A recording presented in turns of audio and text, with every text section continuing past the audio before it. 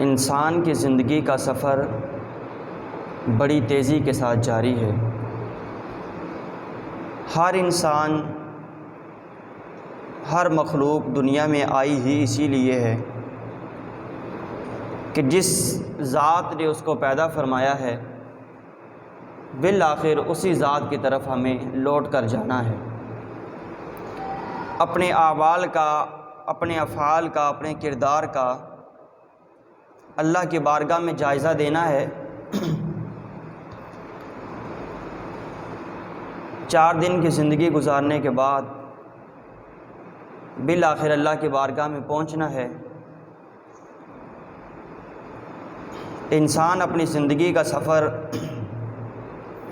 بڑی تیزی کے ساتھ کرتا ہوا جا رہا ہے۔ ویسے بھی قیامت کی نشانیوں میں سے ایک نشانی یہ ہے کہ وقت جو ہے وہ بڑی تیزی کے ساتھ گزرے گا۔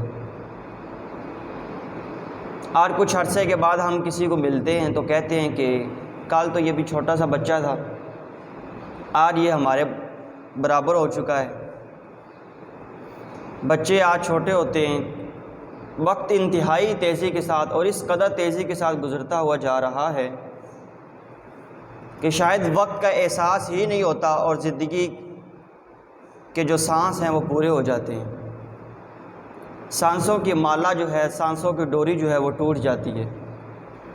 موت کے فرشتے نظروں کے سامنے آتے ہی انسان کو اس چیز کا احساس شروع ہو جاتا ہے کہ میں نے اپنی زندگی کن کاموں میں گزار دی ہے، میری تخلیق کا مقصد کیا تھا، میری پیدائش کا مقصد کیا تھا،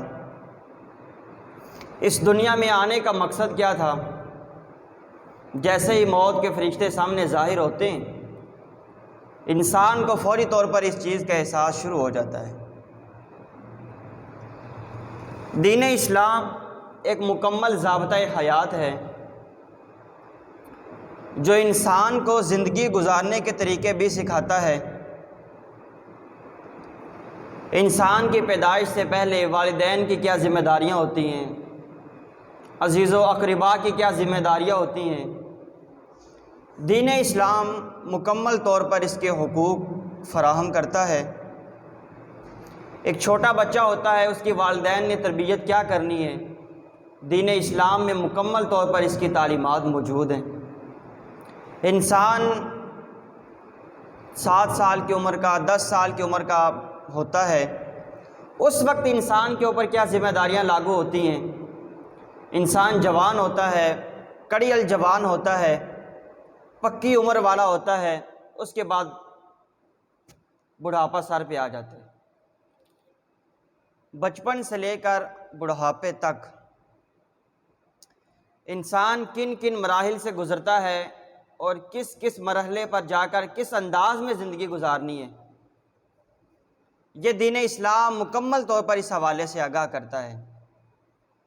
اب دیکھیں اللہ رب العزت قرآن مجید میں ارشاد فرماتا ہے، حدیث مبارکہ میں بھی اس طرح کا مفہوم موجود ہے کہ عالم اور جاہل کبھی بھی برابر نہیں ہو سکتے، اس لیے کہ جاہل کو نہ تو پاکی اور پلیدی کا مکمل طور پر پتہ ہوتا ہے، نہ جاہل کو حلال اور حرام کا مکمل طور پر پتہ ہوتا ہے۔ تو وہ بندہ جس طرح ایک خاص تعداد تک حقوق اللہ سے نا آشنا ہوتا ہے، اسی طرح وہ بندہ حقوق العباد سے بھی نا آشنا ہوتا ہے۔ جس طرح اس کو حقوق اللہ کا پتہ نہیں ہوتا، اسی طرح اس بندے کو حقوق العباد کا بھی پتہ کوئی نہیں ہوتا۔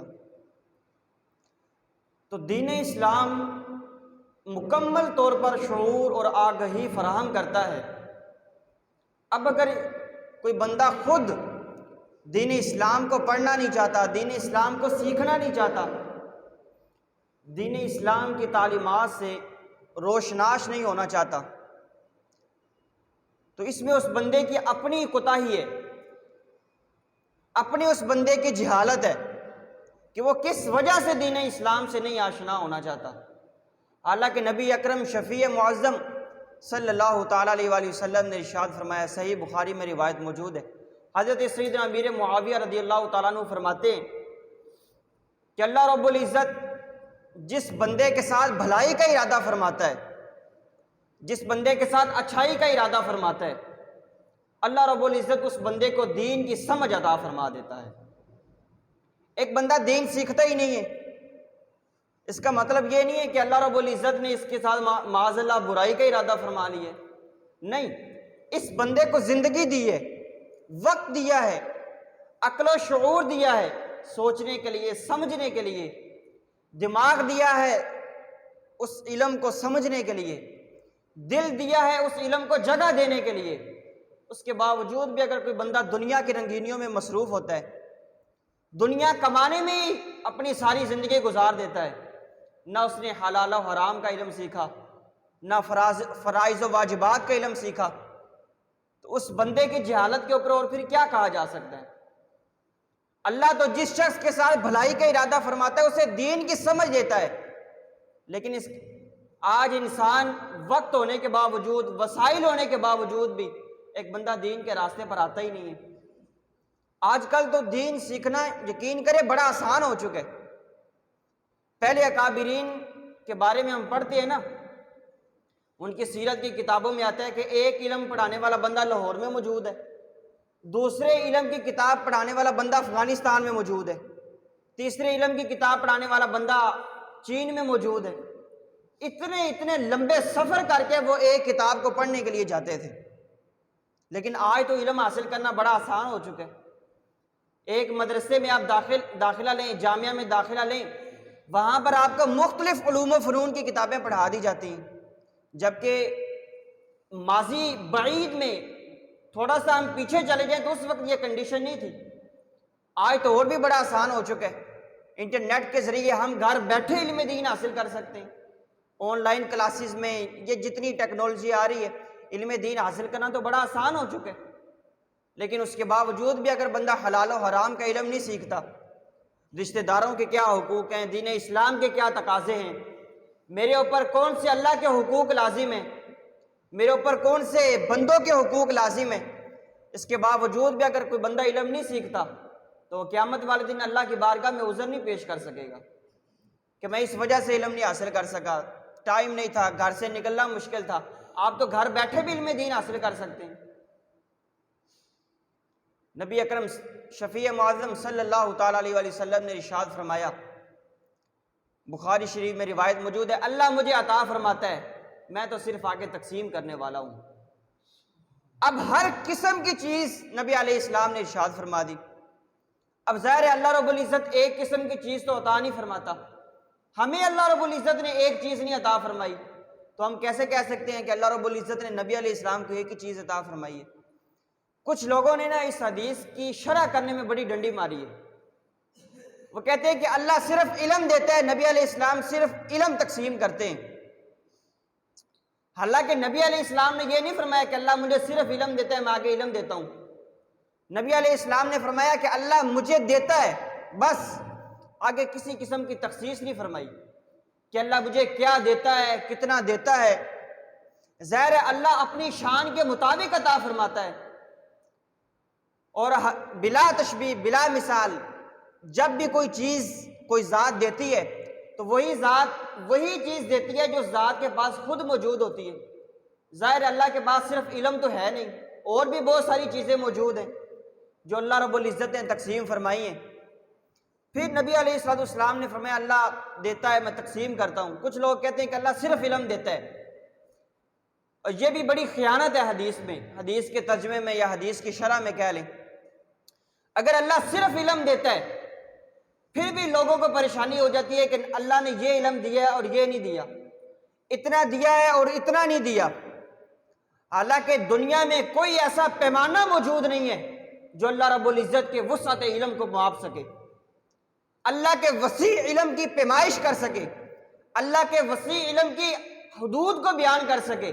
دنیا میں کوئی ایسا پیمانہ موجود نہیں ہے، دنیا میں کوئی ایسی عقل موجود نہیں ہے، کوئی ایسا ذہن موجود نہیں ہے جو اللہ رب العزت کے وسیع علم کی حدود کو پہچان سکے کہ اللہ کا علم اس حد سے لے کر اس حد تک ہے۔ دنیا میں کوئی ایسا پیمانہ موجود نہیں ہے۔ جب اللہ رب العزت کے علم کی، اللہ رب العزت کے وسعت علم کی کوئی حد نہیں ہے، وہ علم جو اللہ نے نبی علیہ السلام کو عطا فرما دیا، اس کو ہم اپنی عقلوں کے ذریعے کیسے پیمائش کر سکتے ہیں؟ حالانکہ یہ بات ٹھیک ہے کہ نبی علیہ السلام کا علم محدود ہے، اللہ رب العزت کا علم لا محدود ہے۔ یعنی اللہ رب العزت نے نبی علیہ السلام کو جتنا بھی علم عطا فرمایا ہے، نبی علیہ السلام چونکہ اللہ کی مخلوق ہے اور مخلوق کی کوئی نہ کوئی حد ضرور موجود ہے، نبی علیہ السلام کا علم محدود ہے، اللہ رب العزت کا علم غیر محدود ہے۔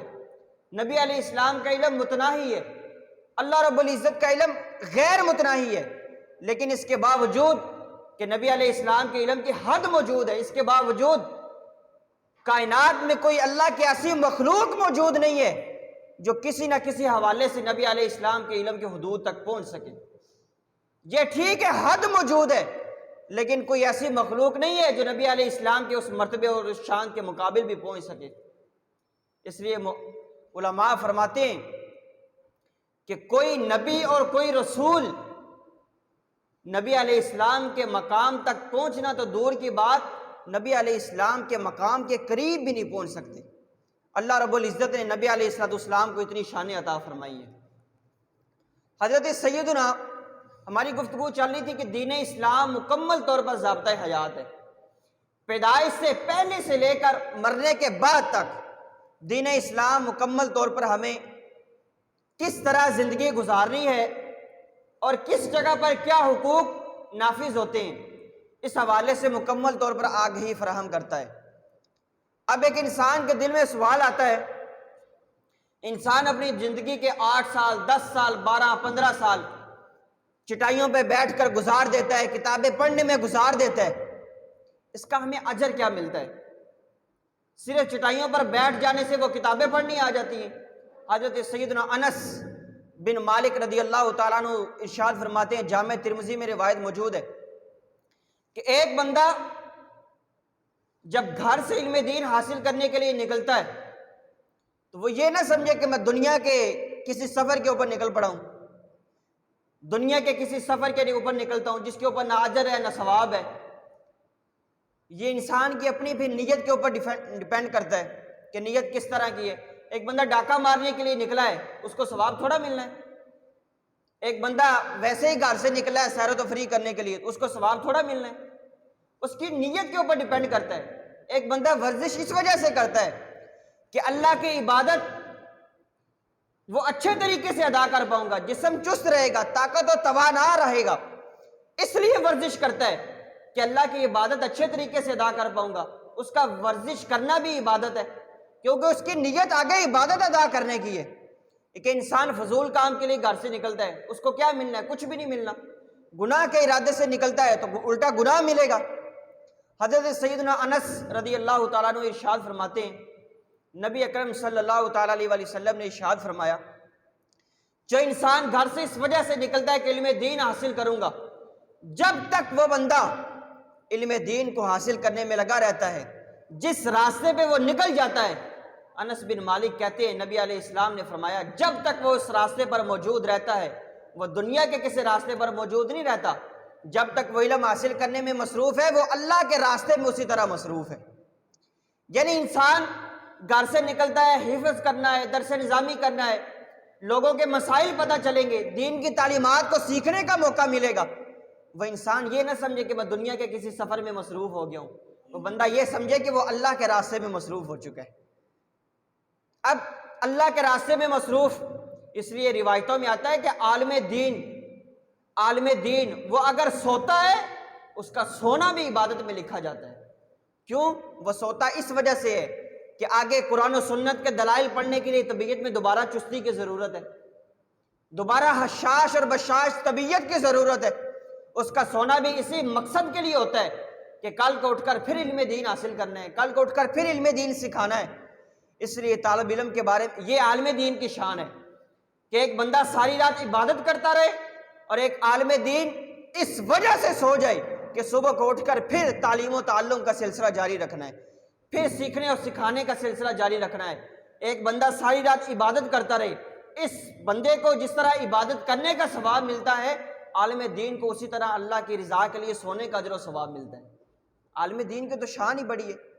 آج ہم کس موڑ پر پہنچ چکے ہیں، ہمیں حلال و حرام کا بھی نہیں پتہ، ہمیں فرائض اور واجبات کا ہی نہیں پتہ، ہمیں حقوق اللہ اور حقوق العباد کے مسائل کا ہی نہیں پتہ۔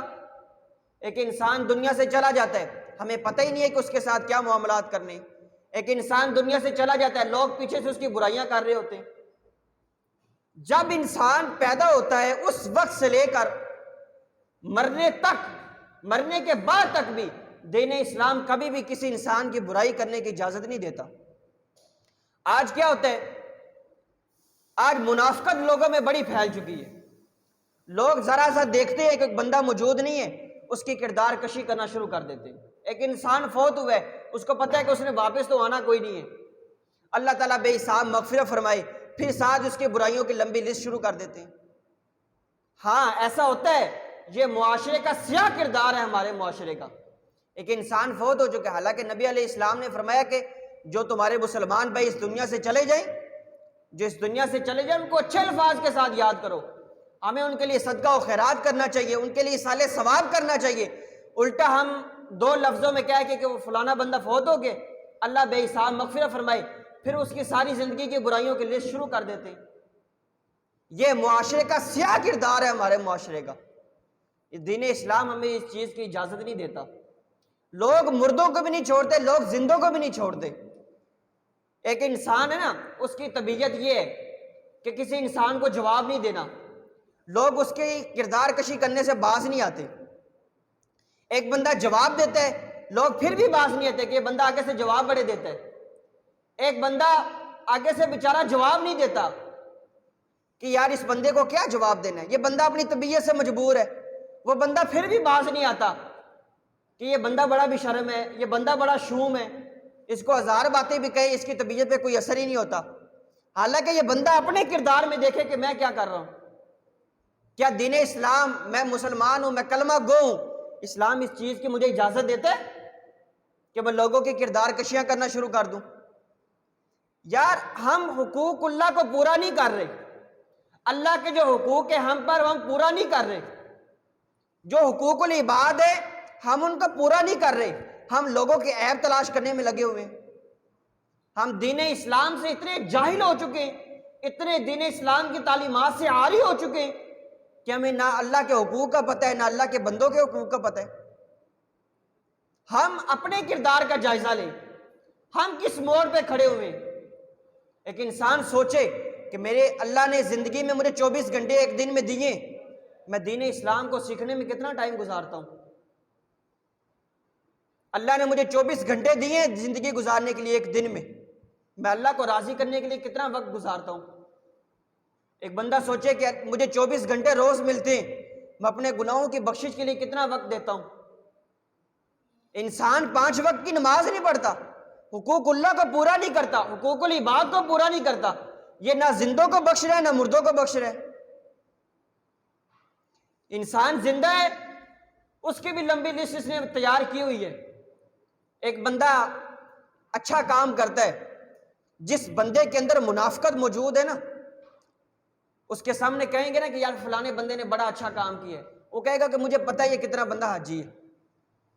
یار وہ بندہ آپ کے سامنے اس کی اچھائی بیان کر رہا ہے، آپ کو بجائے اس کے کہ اس کی حوصلہ افزائی کرنی چاہیے، یار ماشاءاللہ بڑا اچھا کام کیا ہے، ہمیں بھی ایسا کرنا چاہیے۔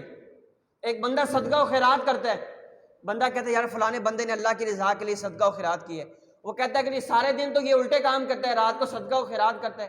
اور بھائی آپ کو کس نے اس چیز کا اختیار دیا ہے؟ آپ کس کام میں لگے ہوئے ہیں؟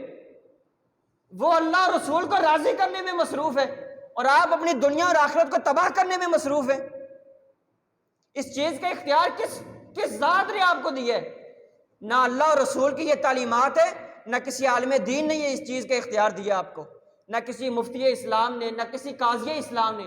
کس انسان نے آپ کو اس چیز کا اختیار دیا ہے؟ ہم کہاں مصروف ہیں؟ یہ دنیا عبرت کی جا ہے، عبرت کی جگہ ہے یہ دنیا۔ ہر انسان اس دنیا سے آیا ہے تو اس مقصد کے لیے آیا ہے کہ اس نے جانے۔ ہمارے کتنے دوست احباب اس دنیا میں موجود تھے، وہ اس دنیا سے چلے گئے۔ ہمارے کتنے نمازی حضرات موجود تھے، ہمارے کتنے محلہ دار حضرات موجود تھے، وہ اس دنیا سے چلے گئے۔ وہ آئے ہی اس دنیا میں اس مقصد کے لیے تھے کہ انہوں نے اس دنیا سے جانا تھا۔ ہم بھی اسی مقصد کے لیے دنیا پہ آئے ہیں کہ ہم نے اس دنیا سے جانا ہے۔ کوئی ادھر تماشا کرنے کے لیے، کوئی کردار کشی کرنے کے لیے اس دنیا میں نہیں آئے۔ ہم نے اس دنیا سے جانا ہے۔ یہ کل ہمارے حاجی اقبال صاحب فوت ہوئے۔ ہر انسان، اللہ ان کی بے حساب مغفرت فرمائے، ہر انسان اس دنیا میں اس مقصد کے لیے آیا ہے کہ اس نے آگے جا کر اپنے اعمال کا حساب دینا ہے۔ میں اس جگہ پر کسی کو ذاتی طور پر نہیں جانتا، حالانکہ مجھے اتنا عرصہ ہو گیا۔ اس دن ان کی عیادت کے لیے گئے نا، تو وہ اثرات ظاہر ہو رہے تھے کہ انسان کی زندگی کا وقت قریب ہو چکا ہے۔ آج ہم عیادت کے لیے جاتے ہیں نا، بس پھر نہ پوچھیں۔ حالانکہ شعب الایمان میں نبی علیہ السلام نے ارشاد فرمایا بہترین اچھی ترین عیادت یہ ہے کہ بندہ عیادت کرنے کے لیے جائے تو جلدی سے اٹھ جائے۔ وہ بیچارہ مریض بندہ پتہ نہیں کس تکلیف میں آپ کی وجہ سے بیٹھا ہوا ہے۔ آج ہمارا کیا ہوتا ہے جی، کس بندے کی عیادت کرنے کے لیے جائے نا، لوگوں کی عیادت کرنے کے بھی طریقے بڑے مختلف ہیں۔ وہ بندہ پتہ نہیں کس تکلیف میں آپ کے ساتھ گفتگو کر رہا ہے، کس تکلیف میں آپ کے ساتھ بات کر رہا ہے، کس تکلیف میں آپ کی وجہ سے بیٹھا ہوا ہے۔ ڈاکٹر حضرات جو اس کو خاموش ہونے کی تلقین کی ہوتی ہے کہ بولنا نہیں ہے، اٹھنا نہیں ہے، وہ آپ کی خوشی کے لیے کہ آپ عیادت کرنے کے لیے آئیں، گھر والوں کو کہتا ہے مجھے بٹھائیں، گھر والوں کو کہتا ہے کہ مجھے لٹائیں، میرے کپڑے درست کریں، کس تکلیف میں وہ بیچارہ بیٹھا ہوا ہے۔ آج عیادت کرنے کے لیے جاتے ہیں نا، وہ 2 گھنٹے ادھر گزار دیتے ہیں۔ کس طرح ہوا ہے جی، کس طرح گرے، پہلے دوائی لی ہے، چیک اپ کروایا ہے، سی ٹی سکین کروایا ہے۔ یار آپ کس مقصد کے لیے وہاں پہ گئے ہوئے ہیں؟ آپ اس کی اعتماداری کے لیے گئے، آپ اس کی زندگی کا بایو ڈاٹا شروع کر دیتے ہیں۔ کتنے مہینے سے یہ مسئلہ ہے، اس کی جان چھوڑتے ہیں، اس کی آل اولاد کے پیش پڑ جاتے ہیں۔ آپ نے دوائی دے کے دی ہے، وہ آپ ان کو کیا سمجھتے ہیں کہ ان کا کچھ بھی علاج نہیں کروا رہے؟ یہ میں نے خود لوگوں کو دیکھا ہے۔ ایک طرح کے لوگ یہ ہیں جو پھر زندگی کی پوری فلم چلانا شروع کر دیتے ہیں۔ دوسرے لوگ آتے ہیں، وہ عجیب و غریب قسم کا مذاق شروع کر دیتے ہیں۔ اس میں ایک اچھا پہلو بتا رہا ہوں آپ کو کہ ہمیں اسلام کیا سکھاتا ہے اور ہم کہاں کھڑے ہیں۔ ایک بندہ عیادت کرنے کے لیے آتا ہے، وہ کہتا ہے ایویں ڈرامے بنا کے بیٹھا ہے۔ یہ میں نے خود دیکھا ہے۔ وہ ایک بندے کو میں نے دیکھا، بیچارہ اٹھ نہیں سکتا تھا۔ یہ حاجی صاحب کی بات نہیں ہے، کسی اور بندے کی بات ہے۔ ایک دوست آیا، وہ اس نے ایسی پنجابی میں کہا کہ ڈرامے بنا کے بیٹھا ہوا ہے، کھڑا ہو مجھے کھڑے ہو کے گلے مل۔ یقین کریں وہ اس بندے کو انہوں نے اتنی مشکل سے اٹھایا، اس وجہ سے کہ یہ اس چودھری صاحب کے نہ صرف گلے ملنا شروع کر دیں۔ ایسی عیادت نہ کریں یار، کسی کے ساتھ ایسا ظالمانہ سلوک نہ کریں۔ وہ بندہ پتہ نہیں کس تکلیف میں بیٹھا ہوا ہے۔ ایک بندہ اس طرح کہتا ہے، ایک بندہ اس طرح کہتا ہے، لو جی جوانی میں تو اتنا یوں ہوتا تھا، وہ ہوتا تھا، آج تیسے اٹھا ہی نہیں جاتا، یہ تو نے ڈرامہ بنایا ہوا ہے، کھڑا ہو ذرا، اٹھ کے تو بیٹھ، ذرا بول تو صحیح، تیری آواز ہی نہیں نکل رہی۔ یہ میں نے خود لوگوں کو دیکھا ہے۔ یار ہم اتنے جہالت میں ڈوب چکے ہیں کہ اگلے بندے کی تکلیف کا ہمیں احساس ہی نہیں ہے۔ ہم ان کی حاجی صاحب کی عیادت کرنے کے لیے گئے نا، ابھی 5 منٹ ہی بیٹھے تھے تو میں نے کہا چلے۔ ان کی کیفیت، ان کی طبیعت بتا رہی تھی کہ وہ نہیں بیٹھ سکتے بیچارے، وہ راحت آرام اور سکون کے ساتھ لیٹ نہیں سکتے، ان کی طبیعت بتا رہی تھی۔ وہ پتہ نہیں بیچارے، ہم پہلے ایک دفعہ پتہ کرایا تو انہوں نے کہا نہیں ابھی وہ صحیح حالت میں نہیں ہے، ان کو بٹھاتے ہیں، کپڑے سیٹ کرتے ہیں، پھر آپ کو بلاتے ہیں۔ 5 منٹ ہوئے نا تو میں نے کہا بھی چلیں۔ انہوں نے کہا نہیں جی بیٹھے ہیں، آپ پہلی دفعہ گھر تشریف لائیں، ابھی 5 منٹ اور ہوئے، میں نے کہا نہیں چلے۔ کم از کم مریض کی عیادت کا اتنا تو خیال کرنا چاہیے۔ پچھلے دنوں کی بات ہے، پچھلے دنوں کی 2-3 مہینے لگا لیں بس، میں ایک مریض کی عیادت کرنے کے لیے گیا نا، تو وہاں پر آپ نہ پوچھیں وہاں پر کیا صورتحال تھی۔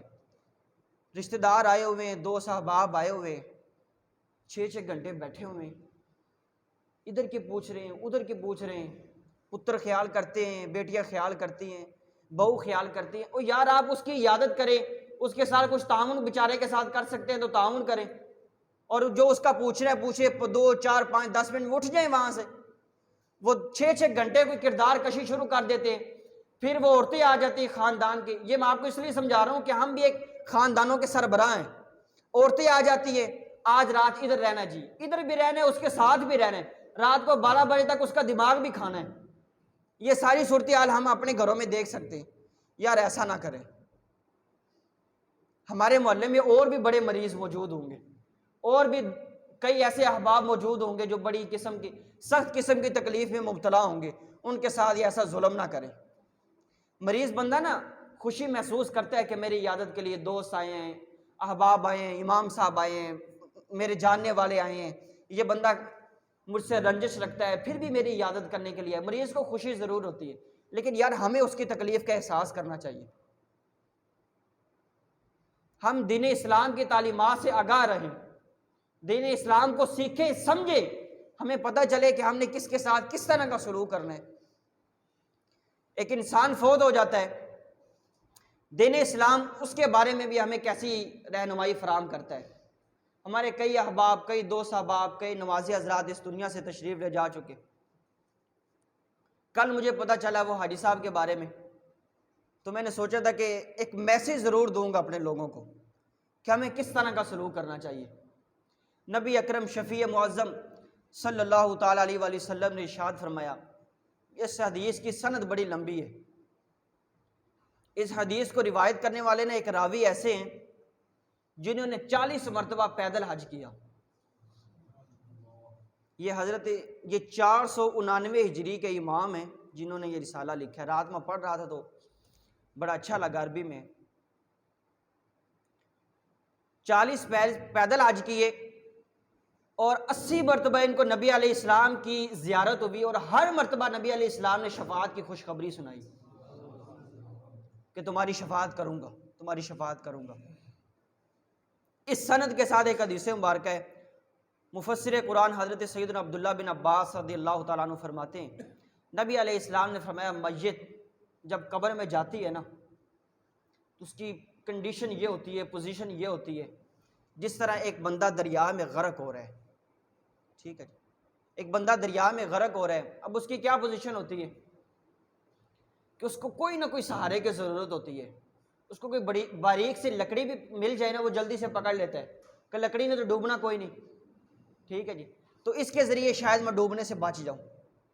وہ ساتھ میں ادھر ادھر ڈوبتے وقت دیکھ رہا ہوتا ہے کہ کوئی بندہ مل جائے، اس کو اشارہ کر دوں، چیخو چلاؤں، کوئی نہ کوئی سہارا ڈھونڈ رہا ہوتا ہے کہ یار کسی نہ کسی طریقے سے نہ میں بچ جاؤں۔ نبی علیہ السلام نے مثال بیان فرمائی، قبر میں جب بندہ ہوتا ہے نا اس کی جو حالت ہوتی ہے وہ اس طرح ہوتی ہے کہ ایک بندہ وہ دریا کے اندر پھنسا ہوا ہے اور وہ غرق ہونے کے قریب ہے۔ مطلب کیا ہے؟ مطلب یہ ہے کہ جب انسان قبر میں جاتا ہے نا تو ہر طرف سے تو عذاب نے گھیرا ہوتا ہے، فرشتوں کا آنا ہی اس حالت میں کہ اتنے اتنے لمبے بال، اتنے اتنے لمبے دانت جو پاؤں تک ہوں، آنکھیں نیلی اور کالی آنکھیں، اور اتنے لمبے دانت کہ وہ دانتوں کے ساتھ اس زمین کو کریدتے ہوئے آئیں گے، اور اتنی ڈرونی شکل کے ساتھ کہ اگر وہ کیفیت دنیا پر ظاہر ہو جائے تو ساری دنیا والے مر جائیں۔ اتنی ڈرونی شکل میں آنا یہ بھی اللہ کی طرف سے ایک بڑی آزمائش ہے۔ تو وہ جو میت ہوتی ہے نا وہ اس پوزیشن میں ہوتی ہے کہ یار پیچھے سے کوئی مجھے صدقہ و خیرات کے ذریعے سالے ثواب پہنچے اور میں اس کو سہارا بنا دوں، اس سہارے کے ذریعے شاید اللہ میری بخشش فرما دے۔ ایک روایت میں الفاظ موجود ہیں، نبی علیہ السلام نے فرمایا میری امت کے کچھ لوگ ایسے ہوں گے جب مریں گے تو گناہگار ہوں گے، جب اٹھیں گے تو نیکیوں کے پہاڑ لے کر اٹھیں گے۔ صحابہ کرام نے پوچھا یا رسول اللہ کس طرح؟ مطلب صحیح بخاری میں وہ روایت موجود ہے نا، اذا مات الانسان، جب انسان مرتا ہے انقطع عنہ عملہ، اس کے اعمال کا سلسلہ ختم ہو جاتا ہے، اس نے تو اچھائیاں کرنی کو نہیں، نیکیاں کرنی کو نہیں، صدقہ و خیرات کرنا کو نہیں، مرا ہے تو گناہگار ہے، اٹھا ہے تو نیکیوں کے پہاڑ لے کر اٹھ رہا ہے۔ نبی علیہ السلام نے فرمایا اس کے عزیز و اقارب، اس کے دوست احباب، اس کے جاننے والے رشتہ دار وہ اس کے لیے صدقہ و خیرات اتنا کریں گے، اللہ اس کے گناہوں کو معاف فرما کے اس کے لیے اس کے نامہ اعمال میں نیکیوں کے پہاڑ اجر و ثواب کے طور پر اس کے نامہ اعمال میں لکھ دے گا، نیکیوں کے پہاڑ لکھ دے گا اللہ تعالیٰ۔ ایک انسان فوت ہوتا ہے نا، مرتا ہے، اس کے لیے صدقہ و خیرات کرنا چاہیے، وہ تو بیچارہ ڈوب رہا ہے، اس کے لیے ہم ایک سہارے کے طور پر ابھریں۔ اولاد کے کیا حقوق ہوتے ہیں؟ اچھا یہ حدیث مبارکہ سن لیں، نبی علیہ السلام نے فرمایا کہ جو میت ہوتی ہے نا وہ اس انتظار میں ہوتی ہے کہ اس کے ماں باپ بھائی یا جو مخلص دوست ہیں یا نیک اولاد ہے وہ ان کے لیے دعا کرے اور ان کی دعا اس بندے تک پہنچے، وہ اس انتظار میں ہوتی ہے، ان کے لیے خاص طور پر دعا کریں گے نماز جمعہ کے بعد۔ جب وہ دعا اس بندے کو پہنچتی ہے، دنیا اور دنیا میں جو کچھ بھی ہے، جتنی بھی نعمتیں، جتنی بھی اچھی چیزیں موجود ہیں، نبی علیہ السلام نے فرمایا دنیا اور دنیا میں جو کچھ بھی ہے اس بندے کے نزدیک دنیا اور اس میں جو کچھ ہے اس کی اتنی قدر اور قیمت نہیں ہوتی جتنی اس کے لیے مغفرت اور بخشش کی دعا مانگنے والے بندے کی ہوتی ہے، کہ یہ بندہ اس کے لیے سہارا بن رہا ہے، اس کے لیے مغفرت اور بخشش کی دعائیں کر رہا ہے، اس کے لیے صدقہ و خیرات کر رہا ہے۔ نبی علیہ السلام نے فرمایا اللہ تعالیٰ زندہ بندوں کی دعا کی وجہ سے جو قبروں میں جا چکے ان کو پہاڑوں کی طرح اجر و ثواب عطا فرماتے ہیں۔ حاجی صاحب کی چونکہ اولاد موجود ہے، ان کے لیے ایک پیغام اگر یہاں پر ہے تو ان کے لیے ایک پیغام ہے، حدیث مبارکہ ہے۔ حضرت سیدنا ابو ہریرہ رضی اللہ تعالیٰ عنہ ارشاد فرماتے ہیں، نبی علیہ السلام نے فرمایا کہ ایک بندہ فوت ہو جاتا ہے تو جنت میں نا اس کے لیے ایک درجہ بلند کیا جاتا ہے، مطلب جس مقام اور جس منصب اور جس درجے میں ہے اچانک سے وہ درجہ ترقی کر کے نا اللہ تعالیٰ اس کو ایک اوپر اس سے بھی بلند مقام عطا فرما دیتا ہے۔ بندہ پریشان ہو جاتا ہے، حیران ہوتا ہے کہ یہ کس وجہ سے ایسا ہوا ہے۔ نبی علیہ السلام نے ارشاد فرمایا، وہ بندہ کہتا ہے کہ اے میرے رب یہ کس طرح ہوا، مطلب میں جنت میں موجود ہوں، جنت میں بھی ایک مقام پر فائز ہونے کے باوجود بھی درجات میں بلندیوں کا سلسلہ جاری ہے۔ نبی علیہ السلام نے فرمایا، اس کو کہا جاتا ہے میرے بندے تیرے بیٹے نے تیرے لیے مغفرت اور بخشش کی دعا کی ہے، اس وجہ سے اللہ نے تیرے مرتبے میں بھی اضافہ فرما دی ہے۔ ہم حاجی صاحب کے محلہ دار ضرور ہیں، ہمارے لیے بھی یہ ذمہ داریاں اخلاقی طور پر، حاجی صاحب کے لیے بالخصوص، ہمارے نمازی حضرات محلہ دار ان کے لیے بھی بالخصوص، اور تمام مسلمانوں کے لیے بالعموم، کہ اگر ہم ان کے لیے بخشش اور مغفرت کی دعاؤں کا سلسلہ جاری کر دیں، ہو سکتے اللہ ایسے لوگ پیدا فرما دے جو ہمارے مرنے کے بعد بھی ہمارے لیے بھی بخشش اور رحمت کی دعائیں کریں۔ انسان زندگی گزار چکا ہے، 4 دن کی زندگی گزر چکی، تو اس لیے زندگی موت کی تیاری کریں، موت سر پہ کھڑی ہے۔ جو ہمارے حضرات مسلمان بھائی دنیا فانی سے جا چکے ہیں ان کے لیے صدقہ و خیرات کے ذریعے، توبہ اور استغفار کے ذریعے، مغفرت اور بخشش کی دعاؤں کے ذریعے، جس طرح بھی ہم ان کے لیے ایک وسیلہ بن سکتے ہیں نا صدقہ جاریہ کا، ان کے لیے نجات کا ذریعہ بن سکتے ہیں، ہم ان کے لیے ذریعہ بنیں۔ اللہ رب العزت تمام مسلمانوں کی اپنے فضل و کرم اور رحمت کے صدقے بے حساب مغفرت فرمائے، آمین بجاہ النبی الامین، وآخر دعوانا